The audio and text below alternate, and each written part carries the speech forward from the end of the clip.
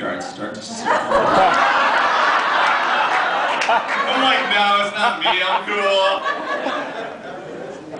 So I'm like, I'll be on a plane for 4 hours, I'm coming from Minnesota, I don't want to get hungry, right? So I grab my appetite suppressant, I'm putting it in there, shaking it in the pocket. I'm like, I'm not boring, so I put a little bit of flavor in there, I got my strawberry, I got chocolate going on, I'm like, that's gonna be a good shake, right? Yeah, 3 security guards now start walking my way. I'm like, okay. They get within about 10 feet of me and like, they are definitely coming for me because I'm realizing it does not look good that I have a paper-made funnel. I'm pouring powder into a water bottle and it's like spilling all over the carpet. So in a last-ditch effort, I shake it, down it in like 10 seconds and they all...